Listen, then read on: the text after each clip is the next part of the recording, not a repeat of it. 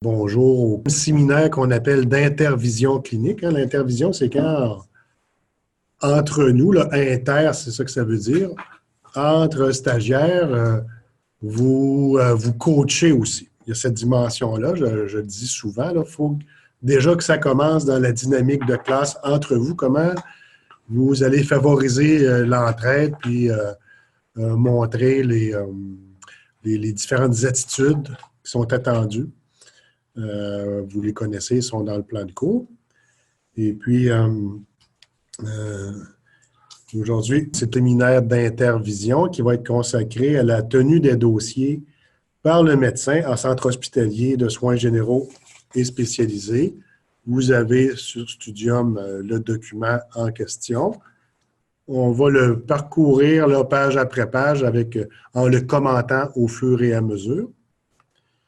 Je vais donc aller chercher en partage d'écran le questionnaire, le document en question. Il y a l'avant-propos, pas nécessaire de le regarder. On va regarder les parties 1, 2, 3. 1, 2 et 3 essentiellement. Ensuite, 4 également. Ensuite, c'est plus spécifique là, à la chirurgie. Ça, on ne le regardera pas ensemble nécessairement. Bon. La tenue des dossiers. Le dossier médical doit être le reflet fidèle de l'état du patient, comme de l'ensemble des soins qui lui sont prodigués et de tout événement le concernant. À ce titre, il constitue un aide-mémoire essentiel à la prestation de soins de qualité. On ne saurait trop insister sur la nécessité pour le médecin et par extension de l'équipe sous la responsabilité du médecin. Donc, la nécessité de s'astreindre à une excellente tenue des dossiers, puisque ce document vise des objectifs multiples et témoigne de sa conduite professionnelle. Donc, quand vous allez arriver en stage, première chose que vous allez constater, c'est que les gens consacrent beaucoup d'énergie et de temps à bien prendre soin des dossiers. C'est l'outil de base là, qui donne toute sa cohésion d'ensemble. La question, comme on voyait la semaine dernière, les pères aidants ont-ils accès au dossier? Ça peut dépendre et éventuellement, oui, quand il y aura le titre de père aidant qui sera reconnu, c'est-à-dire avec un code de déontologie. En attendant, là, vous allez voir d'autres personnes qui ont accès au dossier selon certaines conditions et ça va inspirer confiance que vous soyez consciente, que vous montriez le sérieux. Pourquoi que, tantôt on parlait des certaines tracasseries, ce qui nous apparaît des tracasseries administratives. On a tendance des fois à dire quelle perte de temps, quelle lourdeur, bon. Mais on va voir en principe pourquoi c'est si important. Puis quand on est en stage, il faut que les gens sentent que vous avez à cœur, vous aussi, l'importance de cette tenue de livre systématique, tenue de dossier. Parce que dans le fond, le dossier médical, en tant qu'outil de communication, est une source importante de renseignements concernant un patient. Il permet, le cas échéant, de transmettre les renseignements appropriés aux divers professionnels et instances concernées par le patient, soit d'autres médecins, qu'il s'agisse de consultants, de remplaçants ou d'un médecin appelé à assurer le suivi du patient après son congé. Ça peut être d'autres professionnels appelés à intervenir auprès du patient. Ça peut être d'autres établissements ou tout autre organisme ou personne concernée. Par exemple, compagnie d'assurance et des employeurs. Et là, on va ajouter ici, évidemment, nous, père aidant. Ici, on ne voit pas famille, Jean-François. C'est dans toute personne concernée. Toute personne, OK. Quand on dit personne concernée,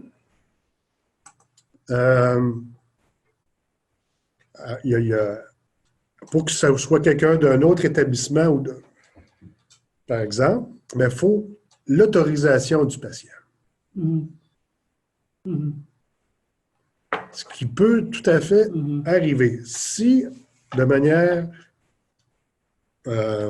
systématique, en commençant, de prime abord, là, c'est que vous n'aurez pas accès au dossier. les gens vont dire non, c'est pas permis, vous n'êtes pas autorisé, vous n'êtes pas préautorisé à avoir accès au dossier. Ce qui pourrait arriver, c'est qu'un patient, lui, vous y autorise. Puis que là, vous pourriez avoir accès au dossier de ce patient-là si lui vous autorise, si vous êtes autorisé à avoir accès à ce dossier-là. Fait qu'automatiquement, avoir l'autorisation du patient. Ça prend une autorisation écrite, Jean-François? Oui. Écrite. Oui. Tu ne pourrais pas juste dire, ah ben oui, tel patient m'autorise à avoir accès à son dossier. OK? Donc là, ça pourrait arriver, même si officiellement, vous ne faites pas partie des corps de métier qui y ont accès spontanément.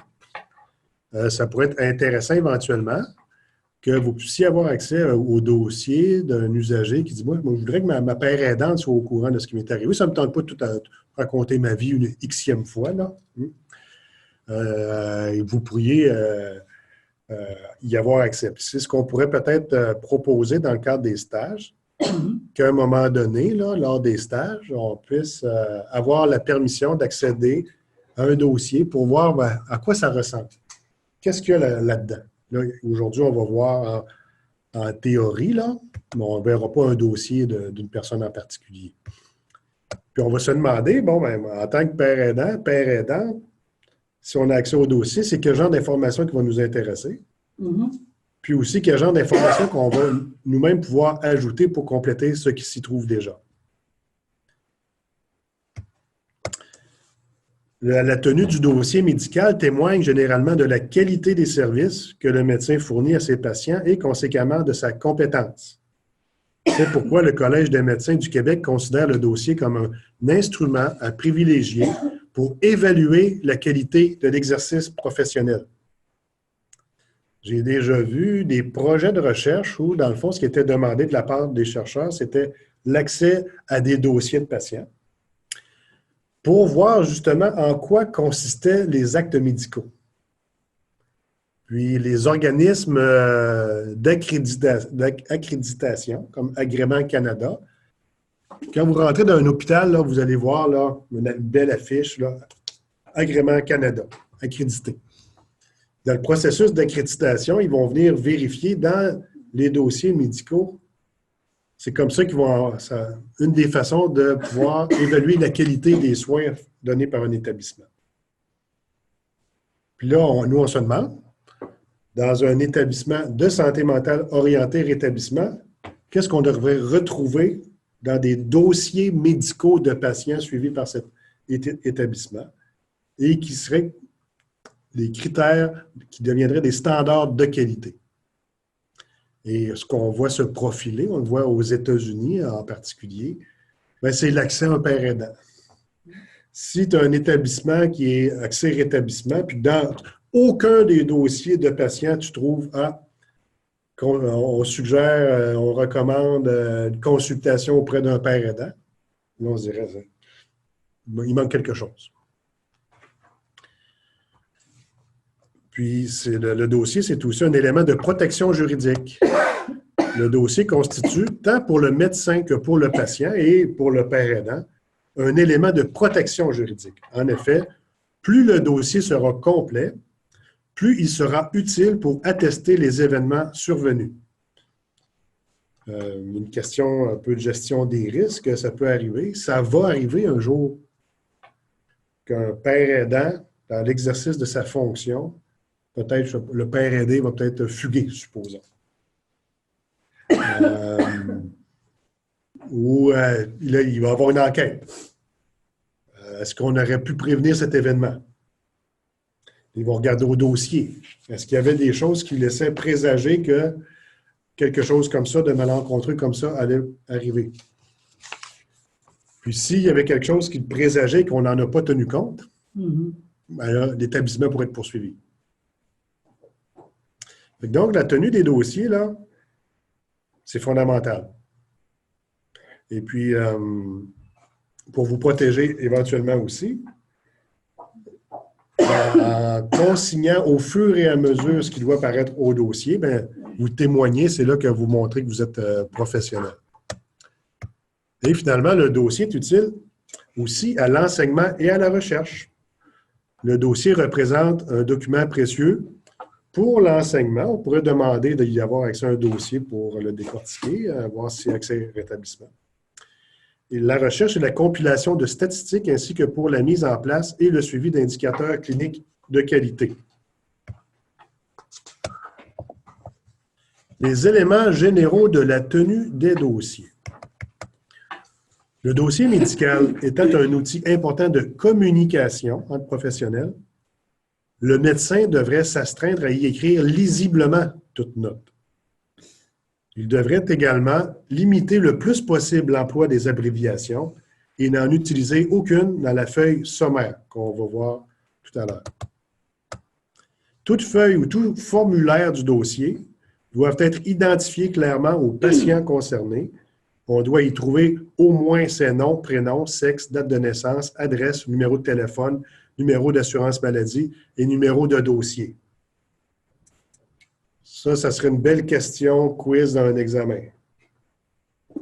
Qu'est-ce qu'on doit au moins retrouver sur un dossier?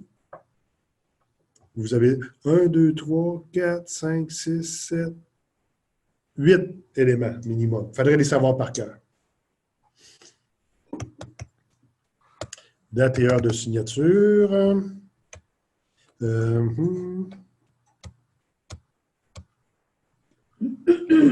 Voilà. Ça ne fonctionne pas toujours très bien. Toute inscription au dossier médical devrait comporter la date d'identification, le numéro de permis et la signature de son auteur. L'habitude d'inscrire l'heure de façon systématique permettra de toujours retrouver cette information, notamment dans les cas d'urgence, aux soins intensifs, à la salle de réveil, à la salle d'accouchement, dans les unités de soins, etc. L'ajout du nom du département ou du service médical est dans les cas d'étudiants et de résidents ou stagiaires. Il faudrait inscrire aussi le niveau de formation. C'est aussi souhaitable. Dans les hôpitaux d'enseignement, comme ici, dans un centre intégré universitaire, le médecin responsable du patient doit contresigner tous les documents rédigés par un étudiant ou un externe dès qu'il en a pris connaissance et après y avoir apporté, s'il y a lieu, les corrections nécessaires. Toute partie du dossier qui est dicté doit comprendre les dates de dictée et de transcription. Le médecin responsable de la dictée doit corriger la transcription s'il y a lieu et la signer dans les meilleurs délais après son dépôt au dossier. Vous voyez la notion de meilleur délai. C'est pour ça que vous allez voir, là, les gens, là, ça fait un fardeau quand même assez significatif dans une journée. Les gens rencontrent des patients. S'il y a une nouvelle information, il faut tout de suite qu'ils la mettent au dossier. Puis vous voyez souvent les docteurs, ils ont un dictaphone. Là, ils prennent des notes sous cette forme-là. Là, il y a une infirmière ou secrétaire médicale qui va taper ça. Mais il faut qu'elle fasse ça là, à peu près le jour même. Contenu du dossier, seuls les éléments pertinents à l'investigation, au diagnostic ou au traitement du patient doivent figurer au dossier médical. On peut y inscrire des éléments factuels pour expliquer un délai dans le traitement. Cependant, le dossier ne doit en aucun temps servir de véhicule à des commentaires gratuits sur la personnalité d'un patient, ni à des remarques ayant trait à des problèmes administratifs ou à des conflits personnels. Tout médecin devrait adresser ses remarques, ses critiques ou ses griefs aux autorités compétentes par les voies appropriées, incluant les stagiaires, les pairs aidants. Dans le dossier, ce n'est pas l'occasion de régler des comptes là, sur un autre collègue ou dire ce patient-là, il est ci ou elle est ça. C'est des informations, des éléments pertinents à l'investigation. Des éléments factuels, ce sont des faits qu'on donne. Puis ça, vous voyez, par extension, j'insiste là-dessus, là, okay? C'est parce que par extension, dans l'attitude qu'on a dans les réunions d'équipe, on devrait voir ça aussi. On ne fait pas de commentaires qui n'ont pas rapport. OK? Et ça va être un enjeu parce que même si on dit ça, les gens y en font, mais ils ne s'en aperçoivent pas nécessairement. C'est ça l'exigence d'une adaptation sous le filtre du rétablissement. Là, vous allez dire, ben, Jean-François, on a appris qu'on ne devait pas faire ça, puis je constate que ça arrive dans toutes les réunions, il y a quelqu'un qui va dire de tel patient, elle est une ci, il est un cela.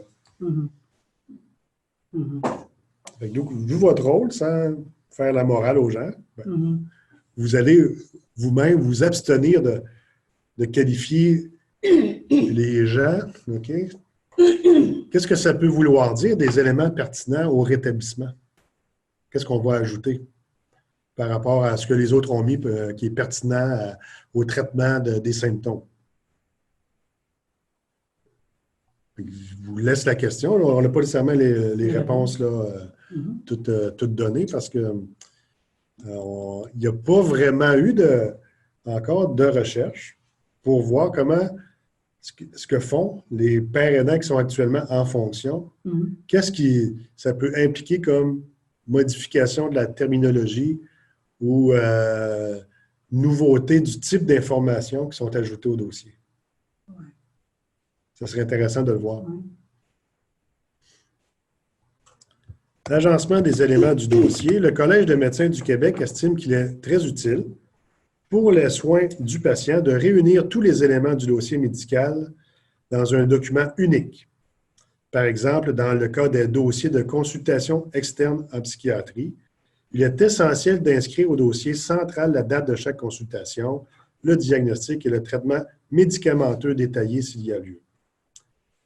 L'évolution vers une plus grande complémentarité entre les soins fournis sur une base externe et ceux fournis lors d'une admission devrait amener les centres hospitaliers à revoir l'agencement des éléments du dossier de façon à regrouper tous les renseignements liés à un même épisode de soins.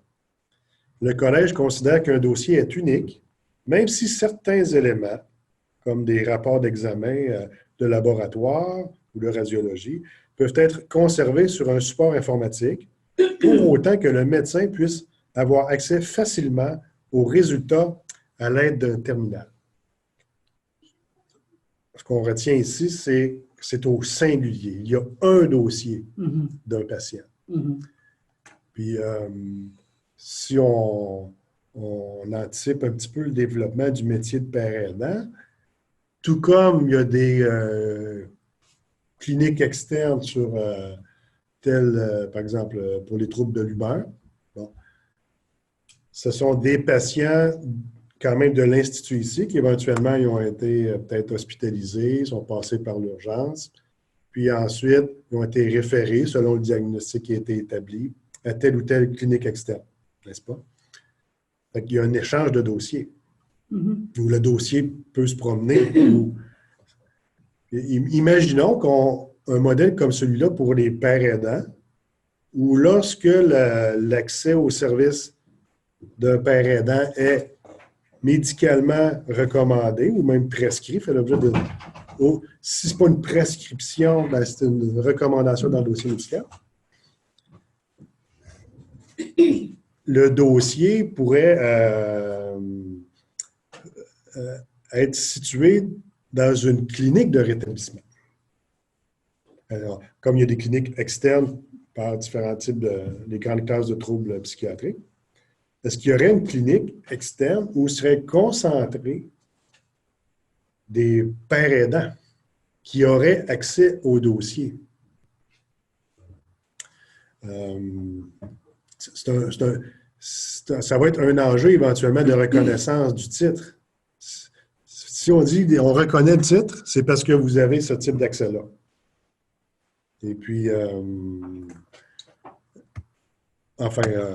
c'est un seul et même dossier. Ce serait ça qui serait fabuleux de voir comment, lorsqu'un médecin a accès à un dossier de patient qui aurait été révisé par une père aidante, comment ce médecin-là va réagir et éventuellement peut-être modifier son intervention à la lumière de l'information laissée dans le dossier par le père aidant. Qu'est-ce qui pourrait arriver? On en parlait tout à l'heure, on discutera de des enjeux comme ceux-là. Parce que si, ça change-tu quelque chose? C'est ça la question. Lorsqu'un médecin souhaite apporter une correction à une note déjà inscrite au dossier, par exemple un rapport d'examen ou un protocole, il doit rédiger une note complémentaire datée du jour de la correction ou produire un rapport amendé. En aucun temps, il ne doit altérer ni retirer un élément déjà au dossier. Si jamais vous avez accès à des dossiers, arrachez pas des éléments là. Ne partez pas chez vous avec une page d'un dossier de patient. Non, faites pas ça. Puis bon, on rigole, mais la question du dossier informatisé, c'est facile de faire une capture d'écran, tu n'arraches rien, mais tu pars avec des éléments quand même. Puis on a entendu parler, ça, dossier informatisé, hein, les dispositions réglementaires imposées par le Collège pour le dossier papier s'appliquent au dossier informatisé. Hein, ce qui a trait à l'authenticité du dossier, à son contenu, à sa conservation, à son accès et, bien sûr, à la confidentialité. Lors de l'authentification des renseignements contenus dans le dossier, la signature électronique peut équivaloir à la signature manuscrite applicable au dossier papier. Toutefois, pour préserver l'authenticité du contenu des éléments du dossier informatisé, le logiciel doit être conçu de façon que les données déjà inscrites ne puissent être ni effacées, ni remplacées, ni modifiées. De plus, le logiciel doit permettre de garder en mémoire, de manière quotidienne, les accès au dossier et les ajouts ou nouvelles inscriptions qui y sont apportés. Je vais prendre un exemple qui était très, très longtemps malade. Puis, à un moment donné, elle sentait bien que l'épaisseur de son dossier médical, c'était un boulet. Pour chercher de l'emploi, un logement, tout ça, sa réputation. Puis, elle aurait voulu l'alléger, son dossier médical. Je sais que ça se fait, mais ça, si vous voulez le faire, mettons, dire, moi, je ne veux pas que ça soit inscrit comme ça dans mon dossier. En principe, c'est votre dossier. On a accès à notre dossier médical, mais on ne peut pas le modifier. Sauf si on veut, il y a toute une procédure quand même. Parce que, vous voyez, le système ne permet pas de le modifier comme ça. J'enlève ceci. Ah non, on va dire ça autrement. On doit vivre avec ça. Vous voyez l'importance de l'acte. Si quelque chose qui est inscrit là, c'est presque pour toujours. Là. Bon, le calendrier de conservation doit être conforme à la loi sur les archives et identique à celui du dossier papier. Il est essentiel de sécuriser l'accès au dossier et sa confidentialité au moyen de la technologie nécessaire, code d'accès, mot de passe, carte magnétique, identification biométrique, empreinte digitale, par exemple. Hein, vous trouviez ça lourd tout à l'heure, quand on parlait de ce qu'il fallait envoyer aux directions d'enseignement des SUS. Mais ça, c'est avec ça qu'ils vont pouvoir générer, par exemple, vos cartes d'accès à certains lieux. Puis, ça va être, il va y avoir une gradation de ces niveaux d'accès-là. On comprend la nécessité que ce soit vraiment pris très au sérieux, mais bon. C'est pas le bout le plus fascinant du métier. Transmission du dossier. Peu importe le mode de transmission, papier, télécopie, informatique, seul le service des archives devrait être autorisé à imprimer et à transmettre les renseignements compris dans les dossiers hospitaliers. Vous voyez, donc, un médecin ne peut pas lui prendre un dossier, lui non plus, là, montrer ça à son collègue comme ça. S'il a besoin d'un transfert, il faut que ça passe par les archives. Le dossier peut être transmis directement par voie informatique dans un réseau sécurisé, tel que le réseau de télécommunications socio-sanitaires, le fameux RTSS. Puis dans un établissement, ici, quand vous avez des adresses e-mail de l'Institut, là, vous êtes en principe sur le RTSS. Puis il y a aussi les connexions VPN qui sont sécurisées. La feuille sommaire. La rédaction de la feuille sommaire du dossier médical revêt une importance particulière pour les centres hospitaliers. Elle permet aux médecins et aux autres professionnels de prendre connaissance rapidement de la raison d'une hospitalisation et des principaux événements qui l'ont marqué. Donc, ici, on est à l'hôpital. Il y a quelqu'un qui est dans nos murs à l'hôpital. Il faut pouvoir aller quand même assez vite. On pense que quelque chose d'urgent, là. Hein? Fait que là, c'est là que le sommaire, la feuille sommaire va permettre aux gens rapidement, sans tout voir le dossier au complet, qu'est-ce qui est important d'avoir à l'esprit dans cette situation-là. La feuille sommaire devrait refléter l'état du patient lors de l'épisode de soins,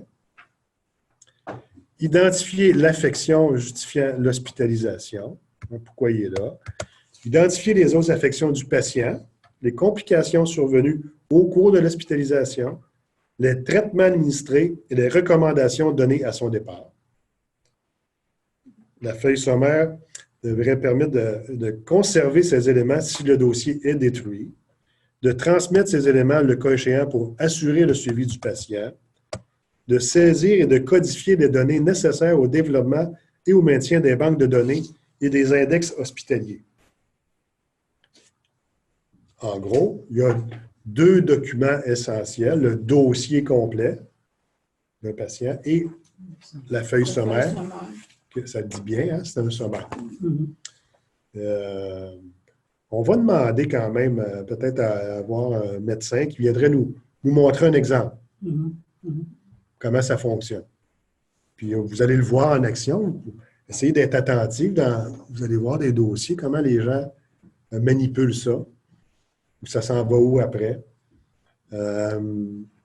Puis l'intérêt que vous allez porter à ces procédures-là va témoigner du professionnalisme que vous allez mettre dans votre métier. Le Collège des médecins recommande fortement l'utilisation du formulaire « Feuille sommaire d'hospitalisation ». Le numéro, c'est AH109. Quel est le numéro? AH109. Excellent. Accordant une grande importance à ce formulaire, le Collège croit nécessaire d'en expliciter son contenu et la façon de le remplir, et c'est ce qui suit. Précision des diagnostics. Chaque diagnostic inscrit sur la feuille sommaire doit avoir la plus grande valeur informative possible et englober les détails connus, notamment concernant la localisation, la nature et l'étiologie d'une affection, un problème de santé.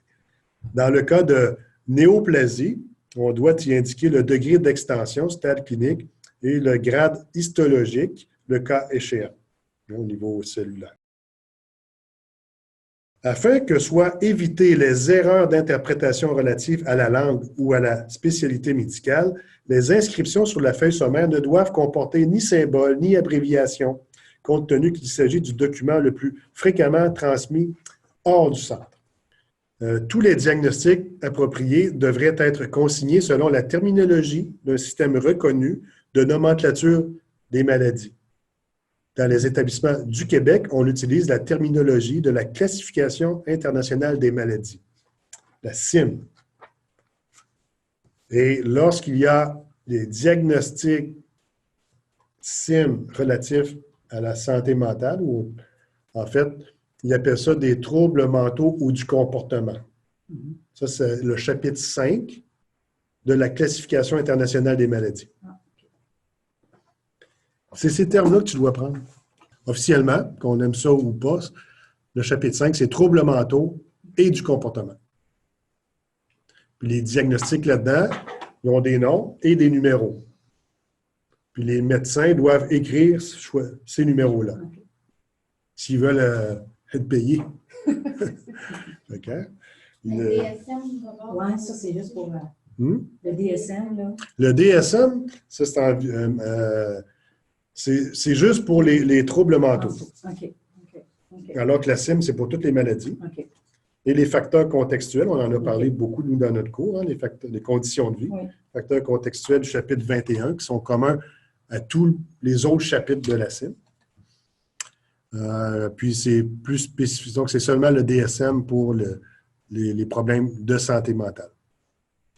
Puis on pourrait imaginer éventuellement avoir notre propre classification, une espèce de lexique du rétablissement, où là, d'un pays à l'autre ou d'une organisation à l'autre, les pères aidants inscriraient des codes qui seraient reconnaissables par un autre père aidant qui travaille ailleurs. Puis vous en êtes un exemple ici. Vous ne serez pas dans les mêmes établissements. Mais il faudrait qu'il y ait cette cohésion-là en termes de pratique professionnelle. Puis on va le faire, ça, cet exercice. Quand vous allez être déployé dans vos stages, quand on va se revoir comme en ce moment, on va se questionner sur qu'est-ce qui a été commun dans la semaine qui vient de s'écouler. Puis comment vous allez pouvoir adopter des façons de travailler un peu similaires. C'est comme ça que le métier va émerger. Mm-hmm. Et, vous voyez l'importance, là. Puis dans vos rapports, bien, ça va donner une certaine unicité. C'est comme ça que va émerger les connaissances issues de la pratique. Mm-hmm. Le rapport de stage, quant à moi, là, c'est vraiment d'année en année, de cohorte en cohorte. Puis, on pourra voir comment vous avez travaillé avec cet outil-là. Ce serait intéressant qu'il y ait une suite, que vous puissiez peut-être, on en reparlera, puis il faudra que vous soyez d'accord, là, qu'un autre stagiaire puisse lire le rapport d'un autre pour avoir une cohésion dans ça. Mais bon, là, c'est pas obligatoire, là. C'est un fantasme de chercheur, là. OK? À l'heure actuelle, vous n'êtes pas obligé du tout. OK? Bon, les causes de décès. L'espace destiné à la cause du décès indique la maladie ou l'affection morbide ayant directement provoqué le décès. Il ne s'agit pas du mode de décès, mais de la maladie, du traumatisme ou de la complication qui a entraîné la mort. Habituellement, la cause immédiate du décès y sera indiquée, telle qu'elle a été inscrite au formulaire bulletin de décès, le formulaire SP-3. Je ne vous demande pas c'est quoi le numéro, nous, on va assez peu s'en servir. Toutefois, certains rapports d'examen complémentaires d'anatomopathologie ou autres pourront fournir des éléments permettant de préciser ou de modifier la cause du décès. Bien, éventuellement, il va y en avoir aussi. Si on parle de troubles du comportement addictif, c'est comme prévisible, en particulier, disons, avec la crise des opioïdes. À un moment donné, il y a quelqu'un suivi par un père aidant, une père aidante, qui va peut-être se suicider, qui va mourir d'un accident ou d'une overdose.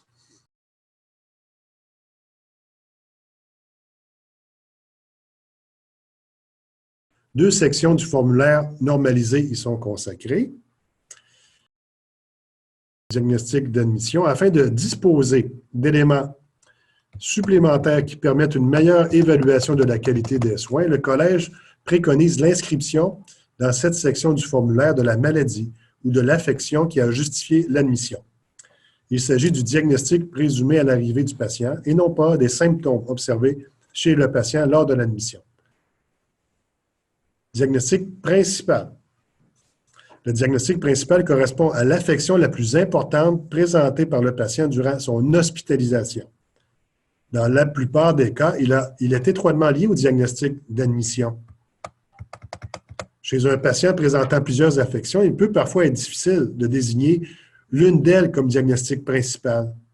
Dans ce cas, le médecin responsable du patient indique comme diagnostic principal l'affection ayant requis la plus grande part des ressources médicales durant son séjour. L'expression ressources médicales tient compte des modalités d'investigation et de traitement et non exclusivement de la durée du séjour hospitalier. Lorsqu'aucun diagnostic précis ne peut être posé, on retiendra le principal symptôme ou problème de santé, par exemple, fièvre d'origine inconnue. Quelqu'un qui a un dossier en santé mentale, un dossier médical, avec un diagnostic principal du chapitre 5 de la CIM, bien, des fois, il va aller à l'hôpital pour d'autres choses, là. Et si cette autre chose-là, disons, je ne sais pas, c'est cassé une jambe. Bon. S'il va à l'hôpital, parce qu'il s'est cassé une jambe, bien, c'est ça qui devient le diagnostic qui fait l'objet du traitement. Mais, malheureusement, quand les gens voient aussi un autre diagnostic de pathologie psychiatrique, ça vient Ça vient teinter toute la suite. C'est ce qu'on appelle l'écran diagnostique. Qui fait que, pour une même pathologie physique, les gens ne recevront pas les mêmes traitements que les personnes qui n'auraient pas à leur dossier un diagnostic de maladie mentale. Ça a une incidence démontrée sur l'espérance de vie et la qualité de vie. Peux-tu répéter ça, s'il te plaît? L'importance du dossier, Oui. C'est-à-dire du diagnostic. Oui. Les gens arrivent à l'hôpital. Il y a un dossier patient quelque part. Je pense que ça commence à la naissance, là. Tu as un dossier. Mais tu viens pour une maladie physique. Le traitement qui va être offert devrait être en lien avec le diagnostic physique. Oui. Mais quand les professionnels voient aussi d'autres types de diagnostics, de pathologie psychiatrique, souvent, le traitement proposé pour la maladie physique ne sera pas le même que pour les autres patients qui auraient la même maladie physique et qui n'ont pas de troubles mentaux du comportement de diagnostiquer ou apparaissant au dossier. C'est pour ça que, tu sais, l'importance de connaître cet univers-là, ben, le rôle du père aidant, ça va être des fois de ramener le focus, là, en termes médicaux, là, au sens large. Ben, si la personne vient pour... si on parle de sa pathologie physique, ça va vous arriver. Vous-même, vous allez le faire, ça, ce jugement-là. Ah, un tel. Bon, je sais, étant donné qu'il s'est confié, je sais, je connais ses mauvaises habitudes, par exemple. Ça va teinter votre propre jugement, même si, en théorie, on trouve ça bien épouvantable, ça ne devrait pas se faire. Ça nous arrive à nous aussi. Exemple permettant de distinguer le diagnostic d'admission du diagnostic principal.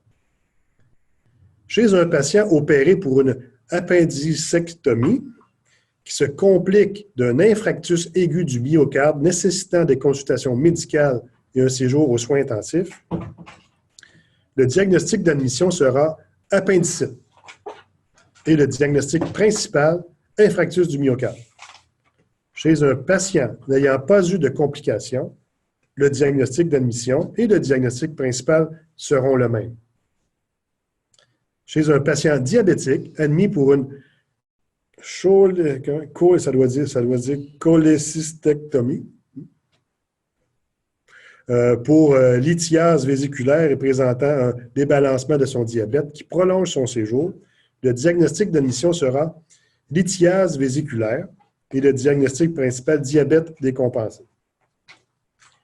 Puis ici, le diabète est fortement associé aux troubles psychotiques. Donc, là, comme père aidante, si votre père aidé, c'est une personne qui a reçu un diagnostic de troubles psychotiques, il y a de fortes probabilités, beaucoup plus fortes que dans la population en général, qu'il y ait aussi une présence de diabète. Entre autres, ce qu'on appelle le syndrome métabolique, la prise à long terme des médicaments fait que tous les organes du corps finissent par être affectés ou à fonctionner peut-être différemment. Ça, c'est une partie de l'explication. Mais il y a aussi les habitudes de vie, la sédentarité, l'alimentation, l'indice de masse corporelle. Donc, le dossier d'un patient avec trouble psychotique, ça serait peut-être le diagnostic principal, mais il peut être admis ensuite à l'hôpital pour un diabète, une complication du diabète. Tout ça a fini par être interrelié, là. Puis, vous allez avoir des gens...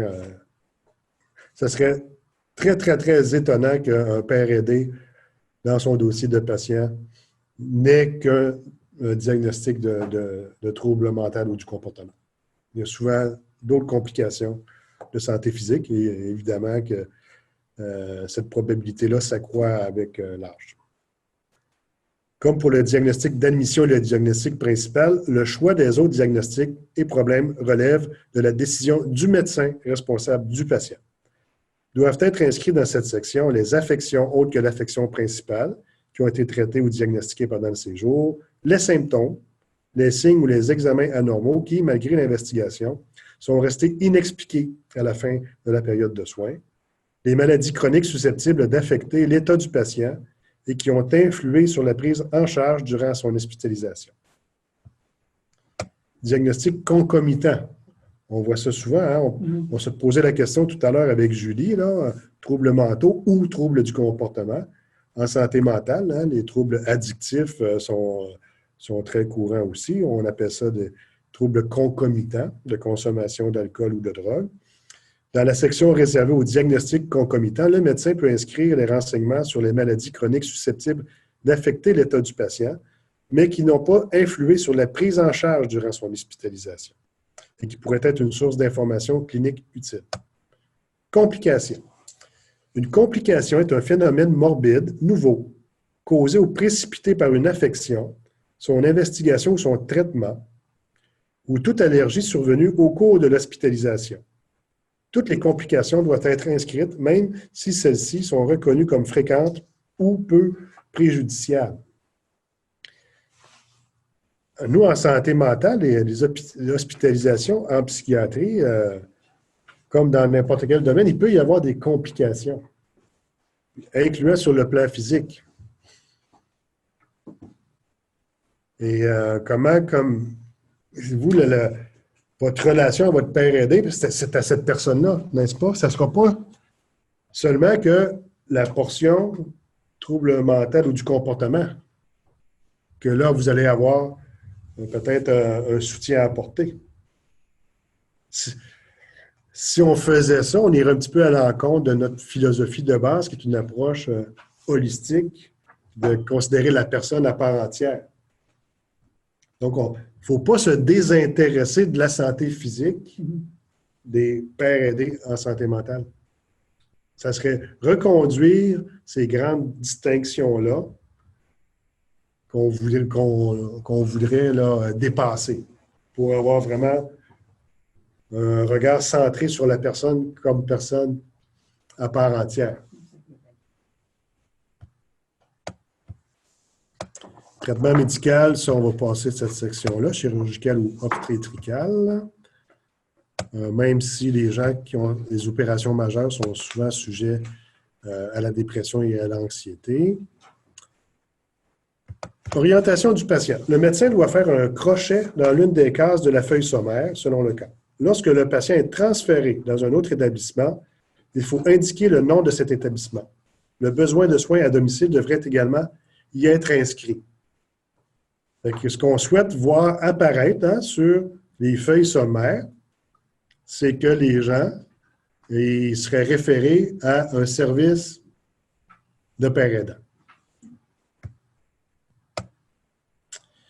Puis là, vous voyez ici copie de dossier, signature du médecin.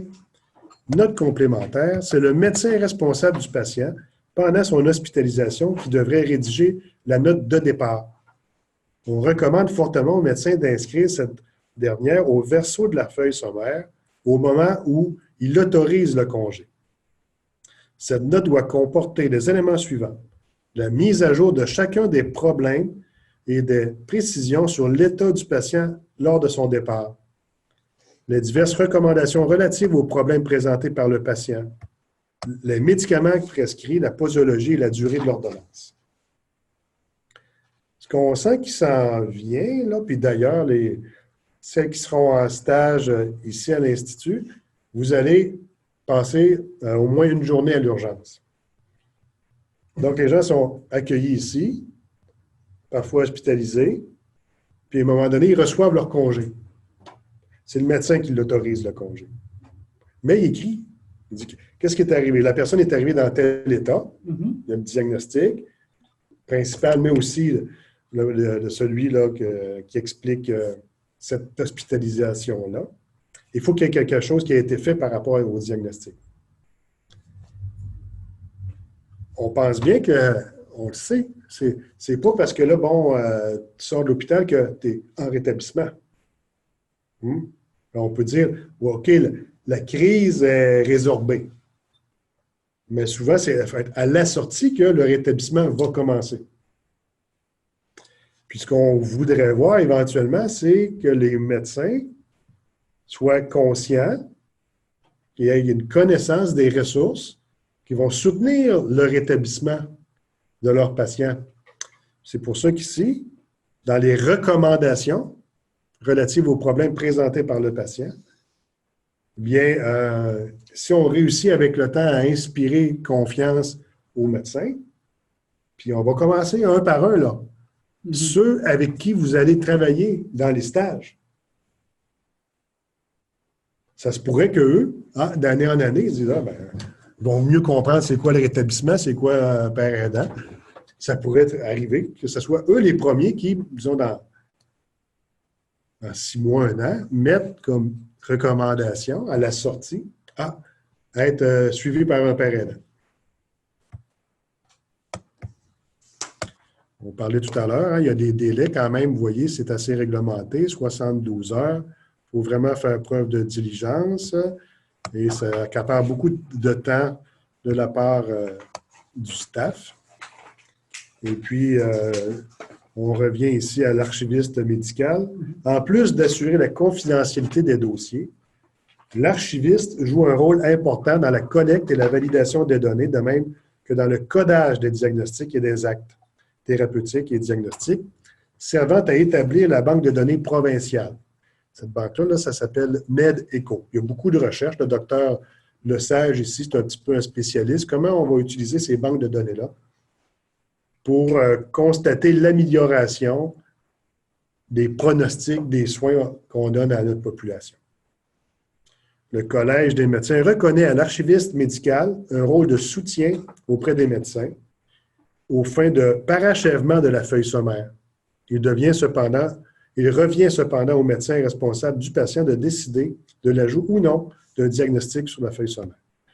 L'archiviste médical peut toutefois inscrire sur la feuille sommaire, et ce, sans avoir obtenu au préalable l'accord du médecin, les examens spéciaux et les interventions chirurgicales effectuées en cours d'hospitalisation, et donc un rapport final est signé, est inclus au dossier.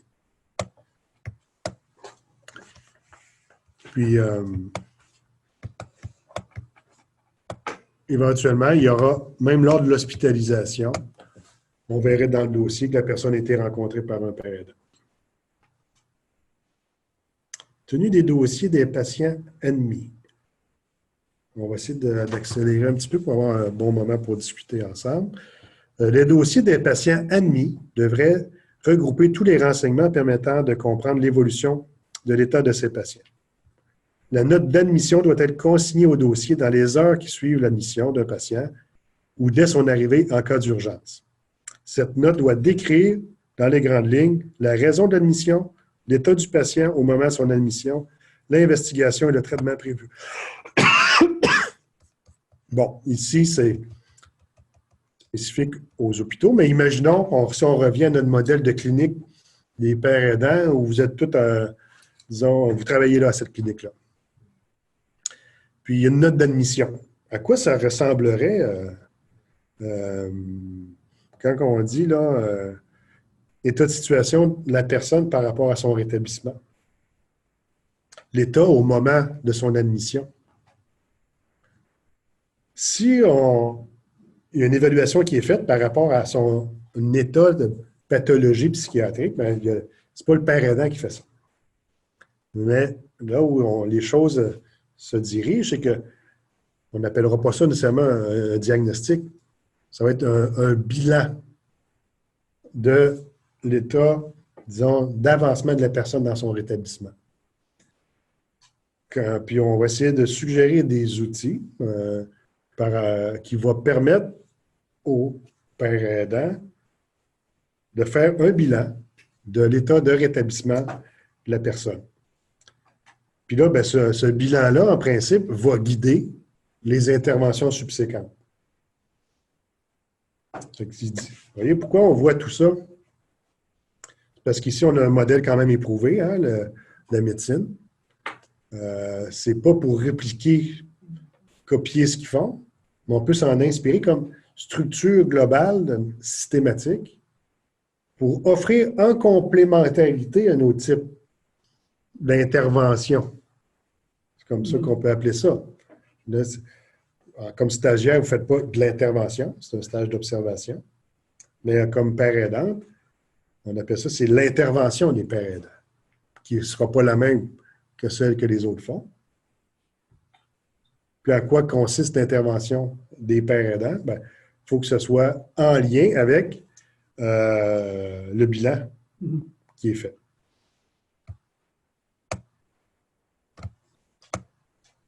Puis ça va ressembler à ça, un peu une histoire de cas. L'observation médicale par le père aidant doit comprendre les éléments suivants. L'anamnèse incluant la raison d'admission, l'histoire de la maladie actuelle, les antécédents familiaux et personnels pertinents, les allergies, les habitudes de vie, la situation psychosociale, les médicaments consommés et le bilan de diverses fonctions. L'examen objectif justifié par l'état du patient et les résultats de l'anamnèse, incluant les examens spécifiques requis tels que l'examen de l'état mental, les examens rectal et vaginal, le fond d'œil, bon, ça c'est pas nous qui... On ne se rend pas là. Puis les paramètres fondamentaux pertinents, le pouls, tension artérielle, température, poids, taille, indice de masse corporelle, fréquence respiratoire, diagnostic pertinent, diagnostic différentiel et le plan de traitement. Moi, je pense que c'est intéressant, c'est un peu comme checklist. Hein? On pourrait se donner comme chantier de travail, en s'inspirant d'un modèle comme celui-là, de décliner en soutien à la pratique du métier de père aidant. Et on va essayer de faire ça en collaboration avec des pères aidants de d'autres pays. Bon, OK, c'est ça. Là, on a pas mal fait le tour. Le reste, c'est plus spécifique, là. L'anesthésie, la chirurgie, l'autopsie. OK? Ça commence à se répéter un petit peu. Fait que si vous voulez, on va arrêter l'exposé. Puis, j'aimerais qu'on puisse discuter. Comment vous prenez ça, là, si on essayait de voir pour la pratique des pères aidants, en complémentarité avec les autres métiers dans les équipes, comment vous pourriez suggérer, compléter à la fois le bilan ou le diagnostic hein, quand la personne arrive? Qu'est-ce qu'un père aidant ajouterait? Quel type d'information un père aidant ajouterait au dossier?